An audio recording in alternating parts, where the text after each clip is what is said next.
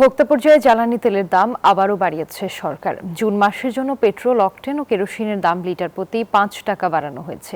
এ বিষয়ে আরো জানাতে সরাসরি যুক্ত হচ্ছেন সহকর্মী নয়ন বড়ুয়া। জয়, ফের বাড়লো জ্বালানি তেলের দাম, এ নিয়ে কি বলছেন ভোক্তারা? ধন্যবাদ রুবা আপনাকে। সকাল থেকে পেট্রোল পাম্পগুলোতে কিন্তু তেল বিক্রি বন্ধ থাকলেও আমরা দেখতে পাচ্ছি বেলা বাড়ার সাথে সাথে কিন্তু তেল বিক্রি শুরু হয়েছে। দেখতে পাচ্ছেন দীর্ঘ লাইন কিন্তু আমরা দেখতে পাচ্ছি।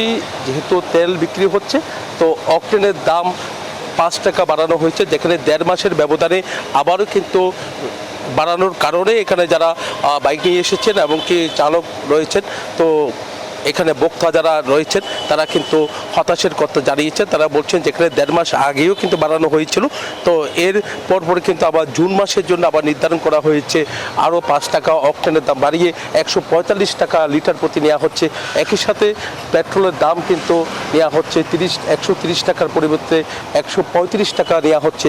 এমনকি কেরোসিনের দামও কিন্তু বাড়ানো হয়েছে বলে আমরা জানতে পেরেছি। সব মিলিয়ে বলা যায় এখানে যারা ভোক্তা পর্যায়ে রয়েছেন, যাদের প্রয়োজন হচ্ছে যে অকটেন, তারা কিন্তু দ্রুত সময়ের মধ্যে পাম্পগুলো যেহেতু খোলা হয়েছে, তেল সরবরাহ শুরু হয়েছে। এখানে পাম্পের যারা মালিক আছেন তারা বলছেন যে সকাল থেকে যেখান থেকে যে ডিপো থেকে তাদের তেল সরবরাহ করা হয় তারা কিন্তু সেইভাবে দেয়নি, তার কারণে পাম্পে তেল বিক্রি বন্ধ ছিল বলে আমাদেরকে জানিয়েছেন।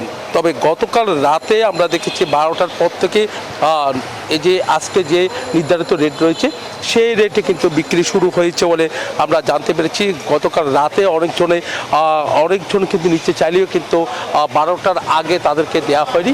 এটাও একটা কারসাজি বলে মনে হচ্ছে। যারা পাম্পের মালিক যেহেতু দাম বাড়িয়েছে, যখন বেশি দামে বিক্রি করার জন্য তারা কিছুক্ষণ সময় নিয়ে তারা বিক্রি করেছে বলে এমন ধারণা করছেন এখানে যারা এসেছেন, তারা কিন্তু জানিয়েছেন। তবে এখানে তদারকির কাজে যারা আছেন, তো মেঘনা পেট্রোলিয়াম, পদ্মা পেট্রোলিয়াম, এমনকি বিপিসির যারা দায়িত্বরত আছেন তাদের সাথেও আমরা কথা বলেছি।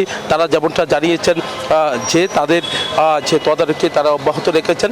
তেলের সরবরাহ যেমনটা বাড়ছে তেমনিভাবে দ্রুত সময়ের মধ্যে তারা যেন তেল নিতে পারে বক্তব্য, যে সেদিকে তাদের নজর রয়েছে। এই ছিল আমার এখানকার সর্বশেষ। ফিরে যাচ্ছি স্টুডিওতে রুবার কাছে। জয়, আপনাকে ধন্যবাদ।